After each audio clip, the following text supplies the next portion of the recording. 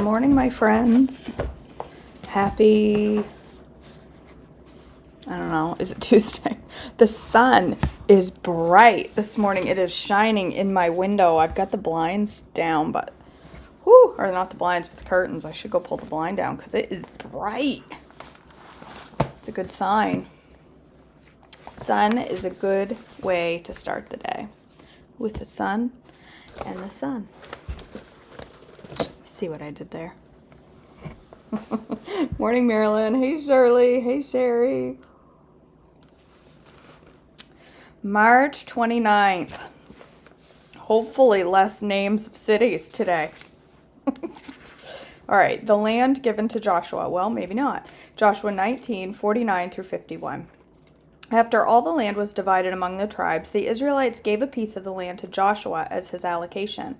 For the Lord said he could have any town he wanted. He chose Timnath-Serah in the hill country of Ephraim. He built the town and lived there. These are the territories that Eleazar the priest, Joshua, son of Nun, and the tribal leaders allocated as grants of land to the tribes of Israel by casting sacred lots in the presence of the Lord at the entrance of the tabernacle at Shiloh. So the division of land was completed. The cities of refuge, Joshua 20:1 through 9. The Lord said to Joshua, "Now tell the Israelites to designate the cities of refuge as I instructed Moses. Anyone who kills another person accidentally or unintentionally can run to one of these cities. They will be places of refuge from relatives seeking revenge for the person who was killed.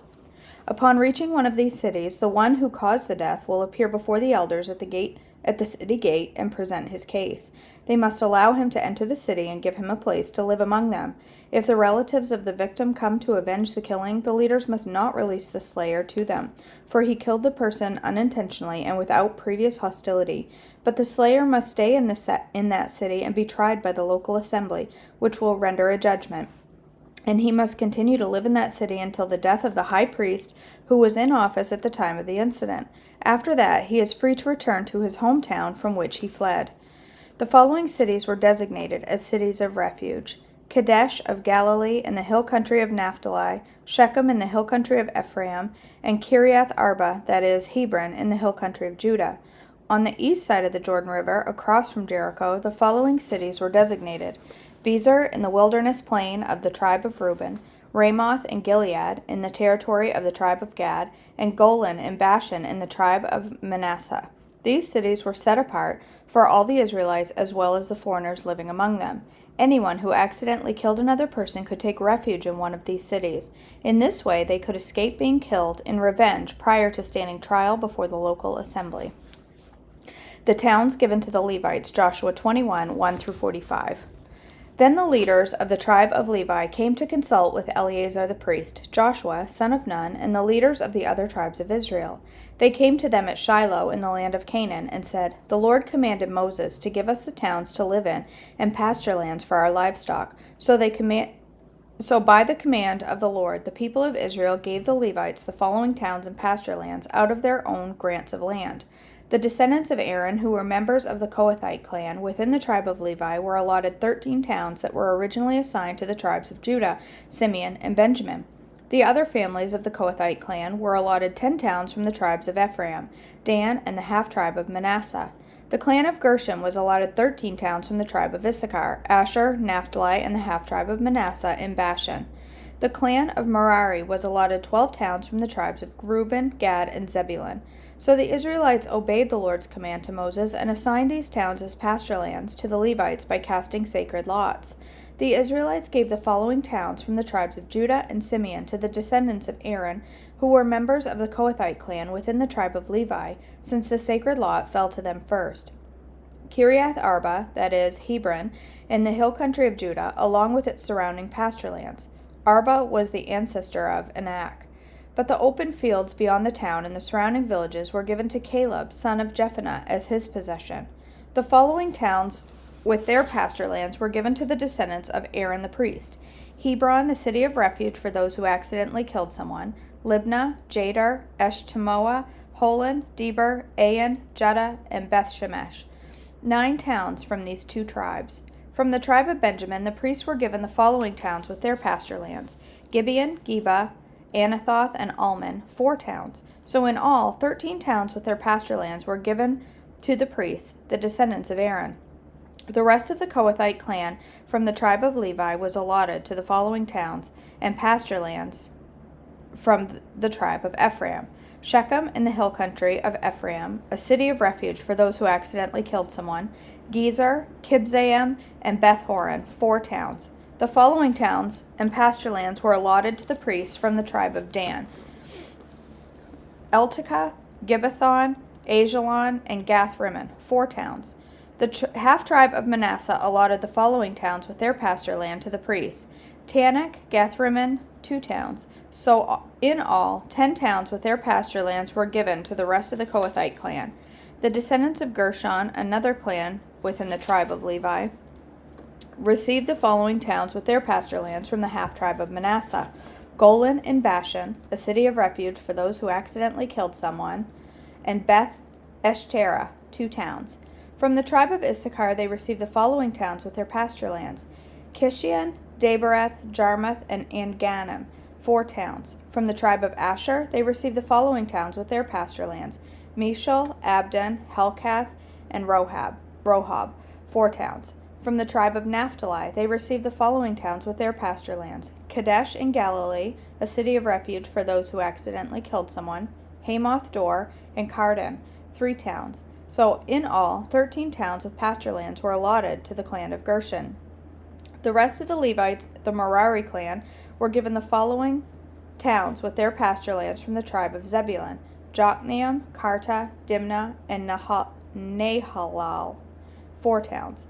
From the tribe of Reuben they received the following towns with their pasture lands: Bezer, Jahaz, Kedemoth, and Mephath, 4 towns.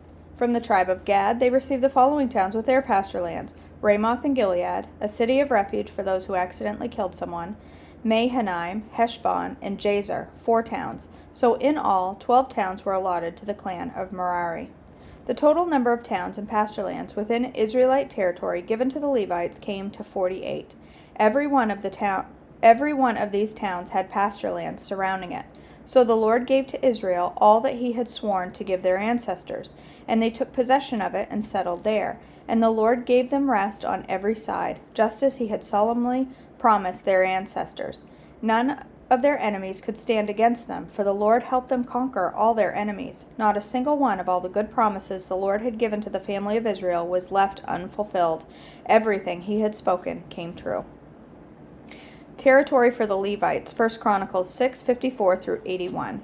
This is a record of the towns and territories assigned by means of sacred lot to the descendants of Aaron, who were from the clan of Kohath. This territory included Hebron and its surrounding pasture lands in Judah, but the fields of the outlying areas belonging to the city were given to Caleb, son of Jephunneh. So the descendants of Aaron were given the following towns, each with its pasture lands: Hebron, a city of refuge; Libnah, Jader, Eshtemoa, Holon, Deber, Ain, Judah, and Beth Shemesh. And from the territory of Benjamin they were given Geba, Gibeon, Elamath, and Anathoth, each with its pasture lands. So 13 towns were given to the descendants of Aaron. The remaining descendants of Kohath received 10 towns from the territory of the half-tribe of Manasseh by means of sacred lots. The descendants of Gershon received by sacred lot 13 towns from the territories of Issachar, Asher, Naphtali, and from Bashan area of Manasseh, east of the Jordan. The descendants of Merari received by sacred lots 12 towns from the territories of Reuben, Gad, and Zebulun. So the people of Israel assigned all these towns and pasture lands to the Levites. The towns in the territories of Judah, Simeon, and Benjamin, mentioned above, were assigned to them by means of sacred lot. The descendants of Kohath were given the following towns from the territory of Ephraim, each with its pasture lands: Shechem, a city of refuge in the hill country of Ephraim; Gezer, Jokmeam, Beth-horon, Ajalon, and Gath-rimmon. The remaining descendants of Kohath were assigned the towns of Aner and Bileam from the territory of the half-tribe of Manasseh, each with its pasture lands. The descendants of Gershon received the towns in Golan, in Bashan, and Ashtaroth from the territory of the half-tribe of Manasseh, each with its pasture lands. From the territory of Issachar they were given Kadesh, Dabereth, Ramoth, Anam, each with its pasture lands. From the territory of Asher they received Mishal, Abdon, Hukkok, Rehob, each with its pasture lands. From the territory of Naphtali they were given Kadesh in Galilee, Hammon, and Kiriathaim, each with its pasture lands. The remaining descendants of Merari received the towns of Jokneam, Karda, Rimmon, and Tabor from the territory of Zebulun, each with its pasture lands. From the territory of Reuben, east of the Jordan River, opposite of Jericho, they received Bezer, a desert town, Jahaz, Kedemoth, Mepheth, each with its pasture lands. And from the territory of Gad, they received Ramoth and Gilead, Mahanaim, Heshbon, and Jazer, each with its pasture lands. Good Lord. It all has purpose. All has purpose, but good night. Reading some of these towns over and over and over, it's like reading a contract on a new cell phone from US Cellular. It's just eye-crossing after a bit. You're like, Kiriath, Deber, Asian. Huh? I can't even pronounce. Okay. All right, let's do Trim Healthy Mama 100 Days of Inspiration. We are on day 88, you guys. We're less than 2 weeks out from being done before we move on to I'll Start Again Monday. Excited. Okay, a paradox. Women are a paradox of strength and softness. You reveal the anointing of softness as you nurse your baby and mother your child. You reveal your soft spirit as you speak sweetly to your husband and children. Your compassionate and loving spirit fills your home. But you are not weak and insipid. You are filled with strength as you stand guard over your marriage, your home, and the souls and minds of your children. You are a dangerous watchdog. You do not give in to the subtleties of the enemy who comes to woo you and your children into his deceptive ways. You stand strong against all desensitization. You stand true to your convictions, and you will not yield 1 inch of the adversary of your soul. You stand, and having done all, stand. Ephesians 5:13. You do not give in to defeat and despair. You do not give in to weariness. You constantly find strength and sufficiency in the Lord your God. Be a whole woman. Embrace fully your anointing of both strength and tenderness. I like that. Are you carried or caring? You move to a new town and visit a church for the first time. They're having a community meal after church and invite you to stay. No problem, they assure you when you mention you did not bring any food. There's plenty to go around. But imagine if you joined the church and kept turning up to the monthly potluck empty-handed, constantly receiving, expecting others to feed you.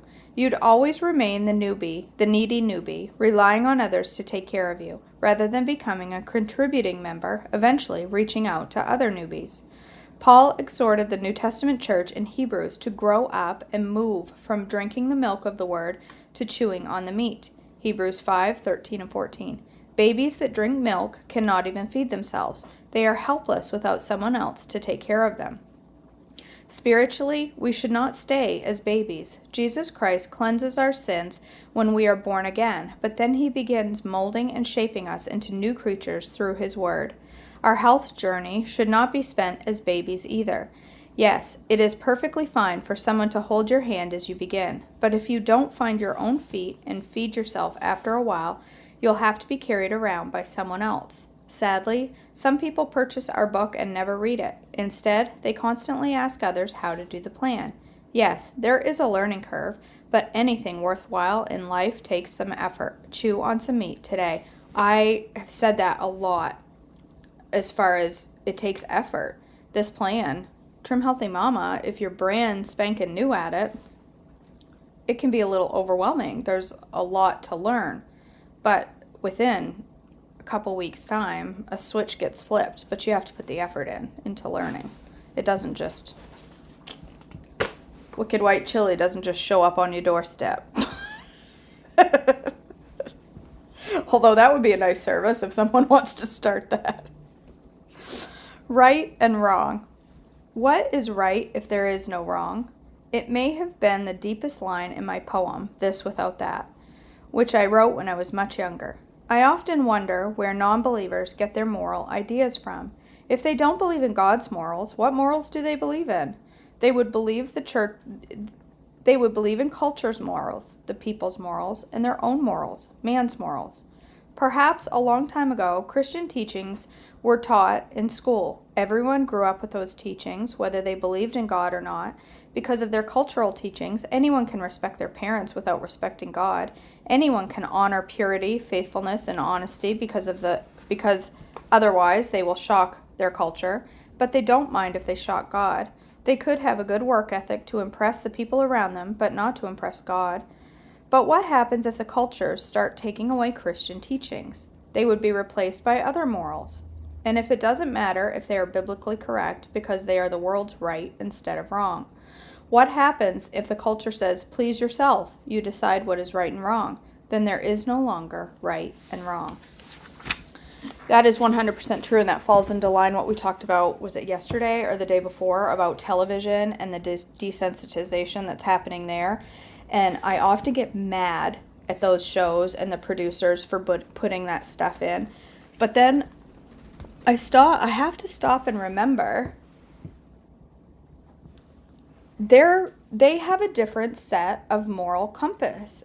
If they are not a follower of Christ, then that isn't wrong to them. They don't perceive that as wrong. They perceive that as love is love, and they're following culture because culture tells them it's okay. And unless it's spelled out for them, and I think deep down it's imprinted on all of us to know what is right and wrong, deep down. So while you may not have a full sense of a Christian moral compass, a Christian worldview, I truly believe that in that type of situation, deep down, it's imprinted on your heart what is right and wrong. I really do. We're all born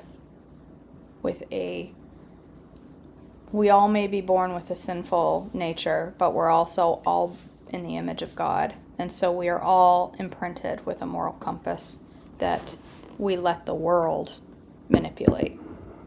But it is imprinted there. It's imprinted there when we're born, or when we're conceived.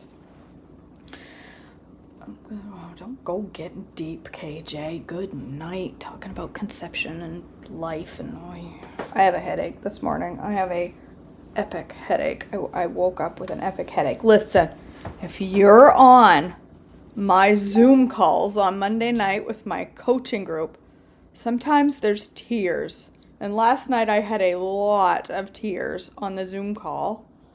And after the Zoom call, talking to some people, and I cried more, and I woke up with an epic headache. I feel like I got punched in the face, and I did. I got punched in the face by deep conversation. Listen, let me tell you, Mindset March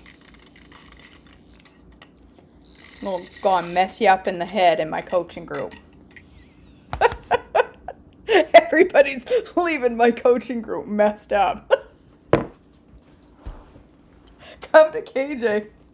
She'll make you cry. That's a good advertisement. I'm working on YouTube ads right now to advertise my coaching business. Maybe I should put that in there. You'll cry and wake up with a headache every Monday.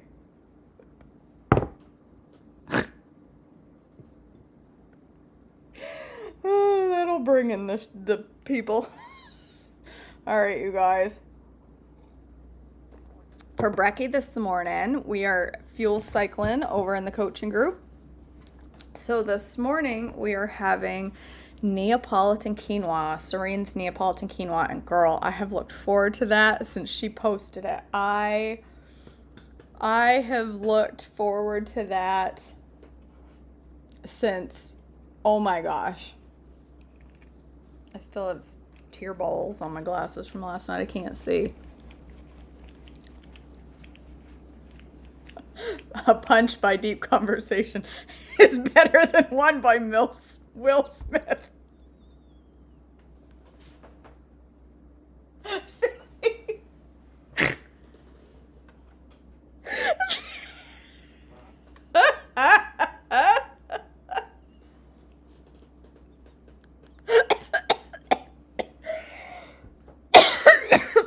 my gosh. I've been looking for that mixing bowl everywhere. I couldn't find that mixing bowl. It's over here on the floor. I must have let the dog lick it. I've been looking for that for about a week. Oh my gosh, it's going downhill fast. All right, you guys. I'll be live in just a few minutes. This breakfast should be pretty stinking easy. I don't even know that there's any cooking. I gotta go look at the video one more time and see what to do because I can't remember. But I will be live in just a few minutes for breakfast. I hope to see you there. I love you all. Have a blessed day, and I'll see you back tomorrow. Bye.